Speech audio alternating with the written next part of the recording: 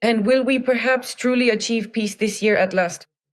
And peace not on Russia's terms, to put it bluntly. Well, let's talk about what is needed and by whom. Not just that people want peace and so on. The people don't decide anything here at all. Let's start with Putin. What does Putin want? Putin, as always, wants to deceive everyone around him. He imagines himself to be a truly great spy, a brilliant strategist, which he certainly is not, and so on. But right now he's reasoning correctly because, as I understand it, he has some new advisors, possibly the Chinese. These advisors are no fools. The reasoning goes like this. What does Putin really need exactly at this point in time? The terms that are considered acceptable to him simply aren't important to him, as he clearly demonstrates through his actions. What matters to him is the perception in Russia that it is seen as a victory. He couldn't care less about what's actually written there. Putin hasn't cared about that for a long time. In fact, he never cared about it at all. He has his own interests, right? Just like Trump does. Trump has his own, and this one has his own. That's it. And what matters to him is that this peace agreement is signed so he can free his hands and attack the Baltics. He really needs this. Right now, they're actively working on it, carefully examining railways, bridges, and so on in various locations. They're conducting exercises to seize the Baltics. I think, what about Trump? He made an agreement about this back in Anchorage when they met. I think he said, Donnan, well, this is our Soviet Union. Well, how do you... And that's why the agreement with Ukraine is important to him, one that would state that the Ukrainian army, not in its entirety, nor even a few individuals, not even one or two people, can take part in the war against Russia. He will insist that Ukraine even formally introduce an article into its criminal code, clearly stating that if Ukrainians participate in the war against Russia, anywhere, on any side, then they are subject to criminal liability and will be nailed down for life.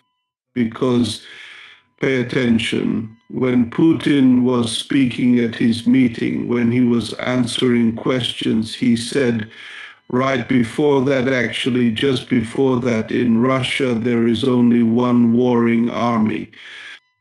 What army? It wasn't even said in proper Russian. It's clear that it was that Kalmyk who said it. You remember the one who kept pulling people out, showing them like that company commander and so on, that it's not proper Russian. So he meant a warring army. But you understand, there can't be just one warring army. It can't be fighting itself. So it must be fighting someone. So that means there are already two warring armies. He says in Europe there's only one warring army. Those are his words, right? Or maybe he said there's only one warring army in the world. I don't really remember. But the fact is there are two of them in any case. And he's already erased one of them in his own head. So you need to approach this like a professional investigator and catch people on their words, catch them by the tongue. Why is it only in his head? Did he erase it? He nullified it, but it exists, a powerful Ukrainian army. Because in his mind, he already knows that he's going to sign an agreement which will tie up that army, hand and foot. And that's why, in his view, the only warring army left in the conflict is, in fact, his own, Putin's. That's exactly what he's counting on. And with the help of this army, he plans to seize the Baltics and impose his will on everyone. Trump probably said, we need a corridor in the Kaliningrad region. It's all our land. A corridor is needed in the Kaliningrad region. It's all our land. But what matters to him in Ukraine? And also, of course, first and foremost, as always, let me just say, well, it's what they agreed on with Trump. It's the restoration of the Ukrainian economy, a process that is both complex and significant. Or, in other words, Abramovich will come. He's a friend of all the presidents. Yeltsin, Putin, Zelensky, and whoever is next in Ukraine, he'll be their friend too. Don't worry. And so he will be the one, on behalf of everyone, to restore the economy in Ukraine, taking on this important responsibility. Putin's wallet, and from Trump's side, there will be some other wallet, maybe his son-in-law or someone else, someone close to him, perhaps a trusted associate or family member will be involved as well. And that's fine. They'll make good deals that way. But you see, to make all this happen, you need to sign the appropriate agreement, tie the army's hands and feet, and you absolutely have to agree on elections. Right? Yes.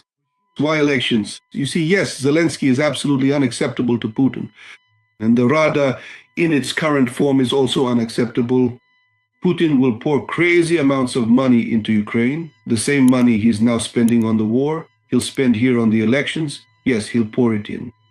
And as you might expect, some number of Rada deputies will be Putin's people. But of course, they won't be walking around wearing a sailor cap labeled Putin, right? You might not even know it. They might look like very patriotic people, at least on the surface. Nevertheless, they will act in Putin's interests. And aside from Zelensky, whoever becomes president, I want to emphasize this point, Ukrainians need to understand whoever becomes president in Ukraine, he will essentially be a Trump avatar. Do you understand? He will be a Trump avatar. Anyone. That's if elections happen, but what if they don't? They will happen if the war ends. The war will end. It is very advantageous for Putin right now to end the war, free up his army, which he will then send there, hold elections in Ukraine, and simply plunder Ukraine. Whoever becomes president, even if he is a 100% patriot, he will still be a Trump avatar. And Putin will act through Trump. He won't act directly. He will act through Trump, making use of his influence and approach, and will resolve all issues in Ukraine as if it were nothing, showing an ability to address complex matters with apparent ease. The situation that has arisen now is due to the peculiarities of this period, the specifics of the American presidency, and the characteristics of the authorities in Europe who are experiencing a range of pressures and challenges that are shaping their actions and decisions. The changes taking place as a result of these factors are very significant, marking a notable shift in the current state of international affairs. And of course, there will be a very striking moment in the near future, one that will impress everyone and leave a lasting impact, highlighting the importance of these developments. These are Orban's elections. That's the main thing. Orban doesn't have a single chance to get elected, not a single one at all. Right? Even his family has fled to America and already received citizenship. But he can rewrite the protocols. He can just take them and say, listen, that's it, our party has won. I'm the boss here, everyone else can get lost. And what will be the result? I think that's exactly what he'll do because he takes money with Putin, because he has secured Trump's support and so on. In other words, just stuffing ballots is pointless. He simply can't stuff enough ballots there to make a real difference, no matter how hard he tries. As much as you could with that election system, when there are observers present, there's police ensuring order and so on. That is systems that are more or less democratic. Well, how much can you really stuff? Well, 10%. A ridiculous 10%. He'll lose and it'll be absolutely crushing. That's why he'll just have to rewrite the protocols. Where there are no observers or police, where the commission sits and the Central Election Commission reports results. There he won. Everyone asked, how did he win? Well, just like that. Just like they won in Moldova recently, only in the opposite direction. Like in Romania, when they told Georgescu, hey, you weren't even here. Just like that. You didn't win here. In other words, democratic elections have long since died, even for the Democrats and liberals. It's absolutely obvious. They just rewrite the protocols as they've always done in Russia. That's basically how things are now. And now we watch. This will be like litmus paper. If he decides to rewrite these protocols, then things will get really bad from there, and the situation could become even worse. If he doesn't actually dare to do it, then the forces are still. In other words, he probably understands the balance of power even better than we do in Europe. If he rewrites these protocols, it will be an absolute disaster, a complete catastrophe. Although, on the other hand, we'll see. You see the upcoming elections in France as well as the upcoming elections in other countries. There, the protocols could be rewritten by the completely opposite side. So that's not the case there, not Orban's side. On the contrary, they're the ones fighting for power there. So This could actually work in our favor. Well, to hell with it, with Hungary, with Orban, with this. But in France, those who need to come will come, and not Le Pen. Well, we'll just have to wait and see, as they always say. I tell you, my friends, please remember what Vyacheslavovich always says.